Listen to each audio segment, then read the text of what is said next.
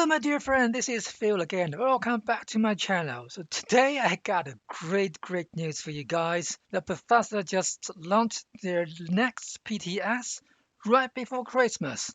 That is really a good surprise to me. I actually never ever expect them to release another PTS before Christmas. And now here, let me quickly share with you the two biggest change that Bethesda brought to us in this PTS. I actually just finished the downloading, haven't got time to actually play the game yet because I actually missed over 1,000 messages on my data mining Discord channel. I was trying to catch up during the whole morning, and now I think I'm actually catching up a bit, and I'm ready to actually share all the informations I currently have about this PS with you just before the Christmas. So there are two news coming together with the PTS. One great news in terms of my point of view, one is not that good. Let's start with the good one. Bethesda introduced a different version or a harder version of public events in this PTS. So at the top of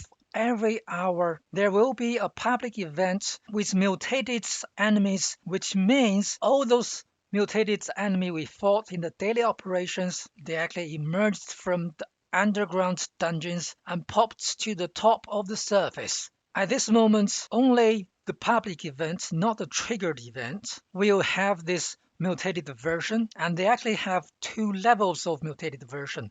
The one is single mutated public event, another one is double mutated public event, just like the double mutated daily operations. And this is something I've been dreaming about. I've been mourning about this change in many of my previous videos when I talk about daily operations. I always said, why can't Bethesda just brought some of this great mutation design to the proper daily play? Not just limit them into the daily operations, but open to all the players in the public domain. And God heard me. Man, God heard me this time. So Bethesda finally brought the mutated version of the enemies to the normal public event. At this moment, it does not include the three world boss fights, the Sword Beast Queen, Eels, as well as the Titan. So in that three events, you will not see mutation happening. It only happens for those public events popped up every 15 minutes currently in the live game. And besides this great move, Bethesda actually added in another mutation to the game, which again is something I was talking about in my first video that I really wanted to see in the live game, the reflective skins, which basically means the enemy will have chances to turn into the reflective mode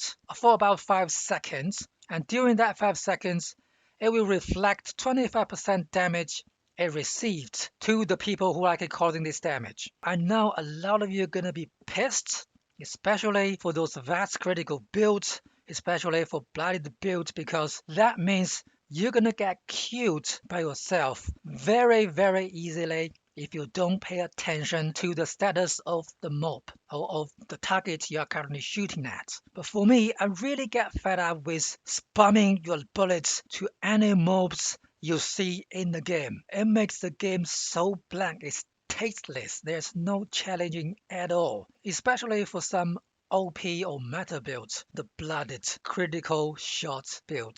It also brings the needs of healing mechanism right inside the game, which doesn't actually exist at all in the current game. So you would want to see someone running a medic build which periodically heal your teammates, or at least you will prefer to use a vampire weapon which will constantly refill your health bar even you got damaged by this reflective mutation. You will have to play the game with 100% focus. It's not a casual game anymore. Well, currently inside the game, the mob actually have this reflective skin effects on will turn into white with some electronic sparkling around them. So you will be able to see them if you focus before you continually dumping your bullets on them. And this reflective skin mutation will happen in both the daily operation as well as the mutated public event.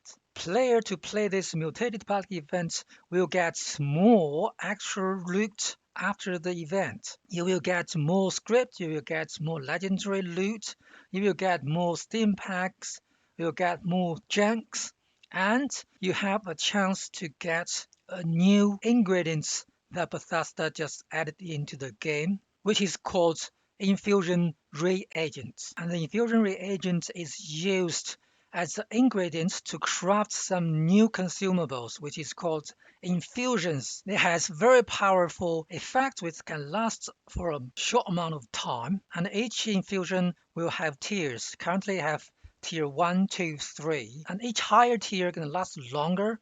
For example, the current level 1 tier can last 5 minutes, tier 2 can last 10, and tier 3 can last 15 minutes. And you have to unlock the higher tiered infusion by completing new lifetime challenges for mutated public events, which means you're going to have to carry out doing more and more mutated public events in order to finish some of the new added challenges. And currently there are 2 infusions activate in the PTS.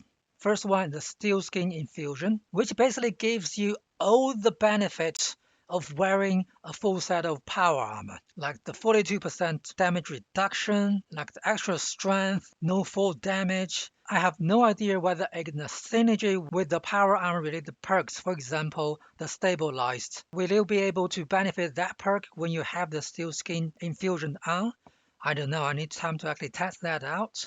But even without that, this infusion is too OP in my point of view. It's basically give the blooded build the unyielding power armor. Think about it. Bethesda actually deleted the unyielding power armor effect when they roll out legendary power armor, which has been complained by a lot of players. What they do now, they gives you a timed effect to enable you literally wearing the unyielding power armor. And thank God it only lasts for 15 minutes even with the highest tier. And it's gonna be a hell lot of grinding to get that infusion effect. And the second infusion will be the Healing Cloud infusion. Basically, you and someone playing nearby will heal yourself for several minutes, just like the group healing mutations that the mobs has in the daily operation. That will somehow migrate the damage of the reflective mutation our enemy gonna has in the coming patch. So how do you get the mutated reagent? You have to do the mutated public event. By the end of the event, you will get a guaranteed mutated package. And there are differences. If you do single mutated event, the mutated package will give you 1 normal refusion reagent. And if you do the double mutated public event, the mutated package will give you a concentrated infusion reagent, which I assume will be needed to craft higher tier infusions. But I'm not 100% sure on that yet. That actually leads us to the second news, which is not that good, to be frank. Apparently, Bethesda trying to really promote Fallout First. So what they're currently doing in the PTS is if you played the mutated public event with at least 3 Fallout First members in that event, you will have the chance to get a package which is not the mutated package, but it's called Mutated Party Package. And this Mutated Party Package will give you extra loot after the event when you open it up. The good thing is it will not give you more mutated reagents. Instead, it increases the chance to get the rare plants, in addition to extra junks, medics, and treasure notes. Technically speaking, this is a buy-to-win mechanism that Bethesda just added in, and it's not the first one, which is actually promoting as many Fallout First player inside the game as possible. At this moment, I don't know whether they're gonna mark Fallout First player inside the game differently from the rest of the community or not. And if they do, that's gonna be the dumbest thing they have ever done inside the game. They're actually dividing the community into 2 groups. I hope they are not that stupid to go down to that stupid route. But at this moment, it looks like it's a buy-to-win mechanism. The more first player you have in the public event, the more loot you're gonna get. I'm sure Bethesda gonna receive a lot of resilience from the community about this move. I really hope they double think about it before they put it to the live server. And of course, there are loads of new items, cosmetic, weapons, pens, camp items, which I would love to share with you in my next video. So that's all for today. If you like the video, give me a thumb up and please subscribe to my channel and click the notification button if you want to see my new videos as soon as they are available. But until next time, Phil against out.